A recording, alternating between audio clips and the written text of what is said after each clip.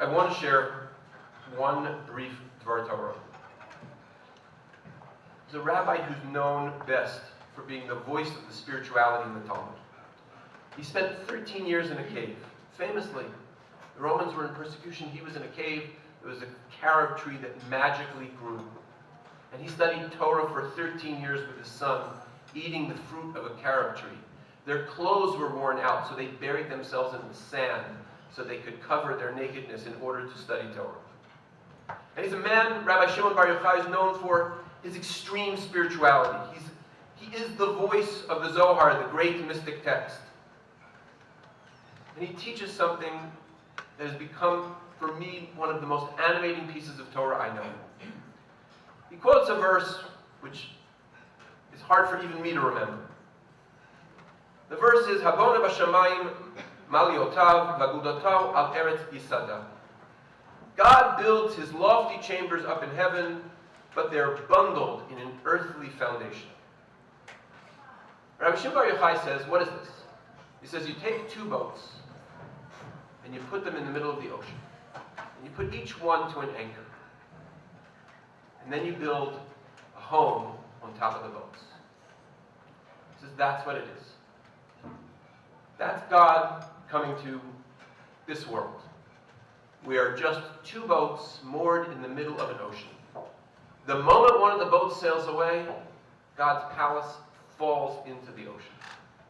The foundation is the two boats tied together. That's what it is. It is the two boats. If you want to, the person who is most known for secluded spirituality in the world says, you really want to find God, you want to bring God into this world, you want to live spiritually, you've got to find somebody else. Maybe 9 other people. Maybe 450, 480 other families. You've got to tie your boats together. This community, the synagogue, is what it is. The spirituality in the room, of the place, the value proposition, is because we choose to tie those boats together. You want to find God in this world, you're going to have to find it in the person sitting next to you in shul. And we're celebrating 115 years. But I will tell you, the challenges that are facing us now are greater than they have ever been.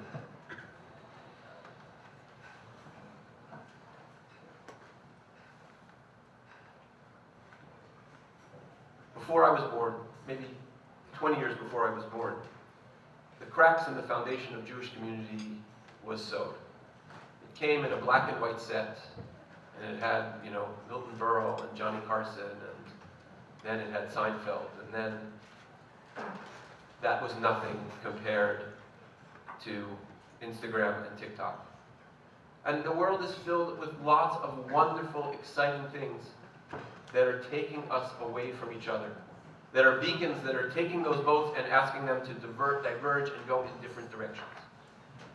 And I can tell you to the depths of my soul, the thing that we all need most, and the thing that our children need more than anything else in this world, is a place where they can have real relationships, where they can see the face of God in the uniqueness of the person who sits next to them.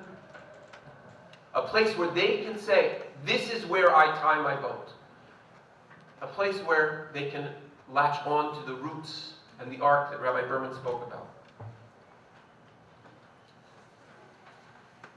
This community in particular faces a staggering challenge in that area.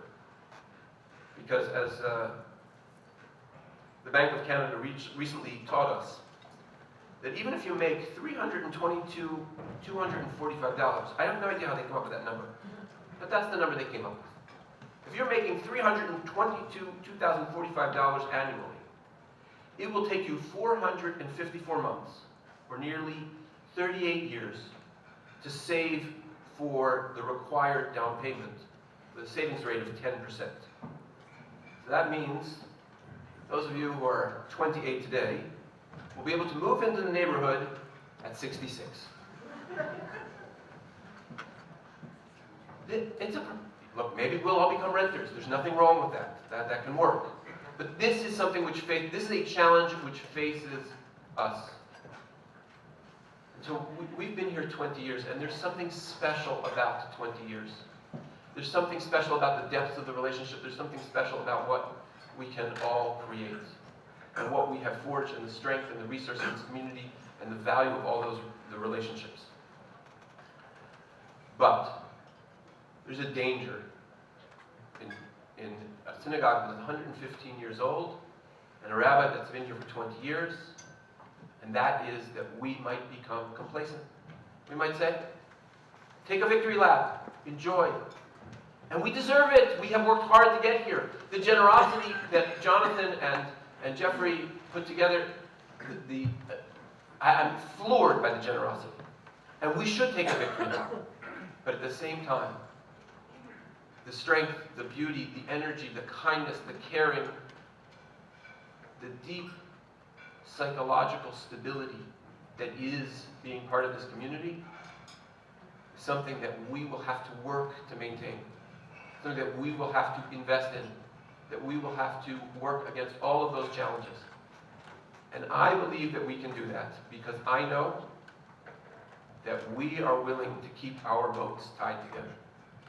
That we're going to build that palace because we tie those boats together. But we need a couple of jet skis to be tied along with it. And maybe a little sailboat or two, maybe a houseboat. You know, and we would take some of those funny sort of jalopy boats too. And maybe, you know, some luxury liners. We'll take those too. But our boats, if they are not tied together, I hope you're feeling in this room what I am, because if this is a drug, I want more. And it's not because people have said things about me. And that I can live without. But the hugs and the relationships and being able to see people and appreciate people who have been part of your life for 20 years. And I'm just going to end by saying one last thing. I could not do any of this without Sorel. I could not be any of this. I watched everybody laugh when she said, honey, maybe you should get a different profession. I remember that conversation. But Sorel is the strength that helps me see through the fog and sees the value. And she's not speaking tonight because our usual role is I do shul speaking. If you're really lucky, you'll come to one of her lectures when she speaks about Torah and the brain, and you get to see what really animates her. But for me, I feel very, very fortunate to have somebody who provides that clarity for me. And I will just finish. I know I've probably gone on far too long, and I apologize for that. But I want to just end where I began. Literally every single one of you. And I'm trying to look around the room and see as many faces as I possibly can. Because every single face that I look at is a memory, is an experience, is a building together, is a partnership, is a boat that I'm happy to be tied to. And I hope that you keep your boats tied to me, and that together we can make this a place where Hashem feels comfortable setting down his palace, because we choose to be tied together.